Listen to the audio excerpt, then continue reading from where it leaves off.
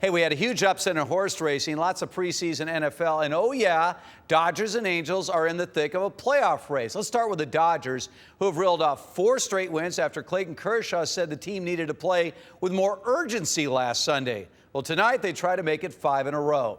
Second of the 3 between the Cubs and the Dodgers. Matt Latos was on the hill, but he won't be around for long. In the 5th, the runners on the corners. Latos fakes the throw to first. He gets called for the balk. A run comes in to score, giving the Cubs a 2-1 lead. Latos would only go 4 2/3. He gave up those 2 runs. To the 7th we go, and the Dodgers rally.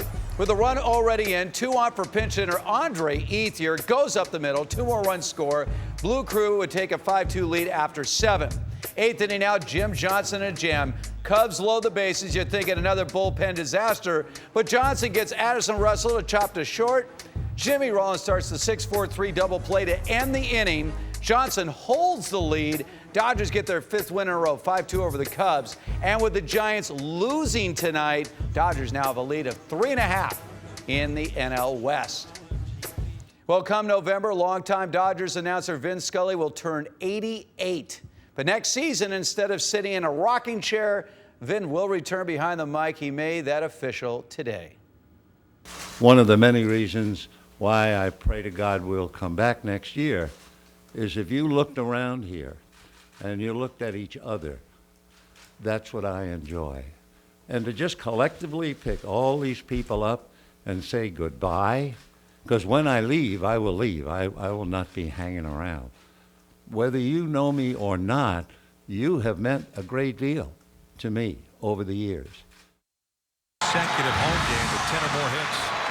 Gomes drives one out to deep center field. Trout racing back, and that is gone.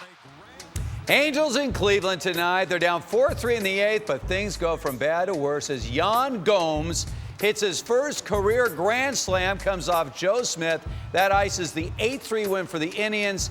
The Angels now 2.5 back in the wild card standings.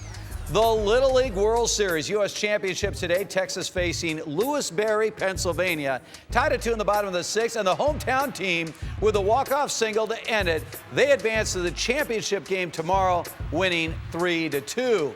Also, a thriller in the international championship game between Japan and Mexico. Bottom of the 7th, bases loaded, 1 out. Japan's Koki Joe grounds one up the middle. Mexico can't turn the double play.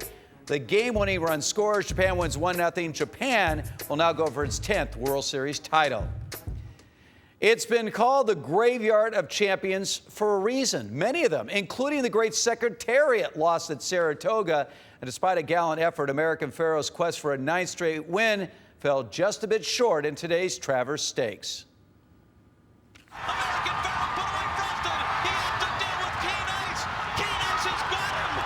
Keen Ice has won the Travers over American Pharoah in a dramatic upset.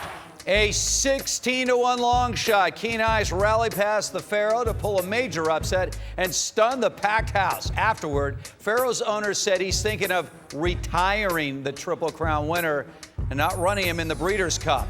To that I say, hold on to your horses and let this amazing colt run. Although I can understand why. All right, Chargers' Phillip Rivers makes his preseason debut, but the Bolts get kicked in the teeth on a late, long field goal. And one of baseball's best players loses his cool in the dugout. I'm going to show you what got Bryce Harper so mad. It's coming up next.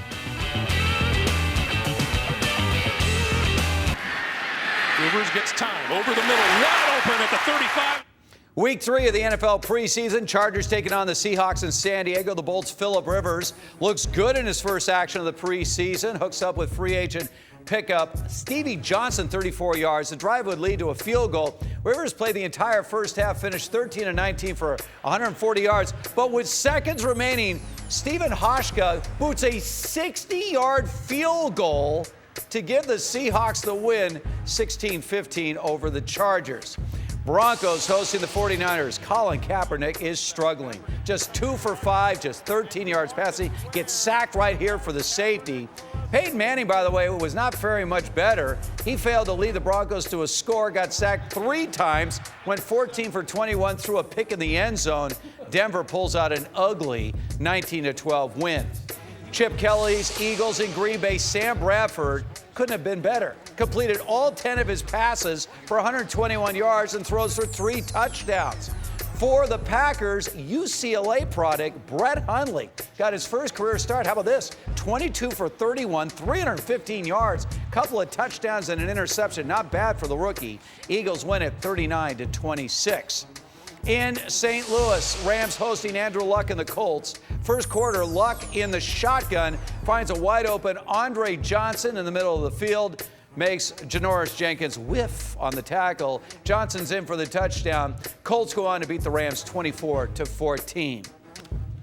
You could understand having a bit of a letdown after winning your first major golf tournament, but apparently PGA champ Jason Day didn't get the memo.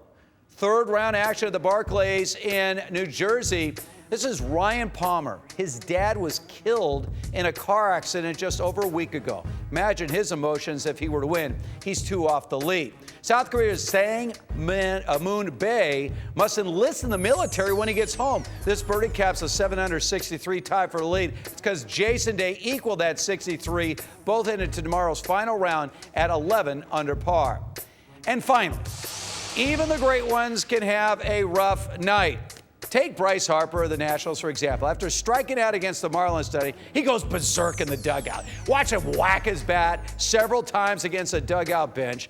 Now, despite going 0 for 3, let me remind him, it's a team game. Harper's Nats actually won the game. It's a good thing that bat didn't explode. Exactly. Could have killed somebody in there. All right, Steve, thanks.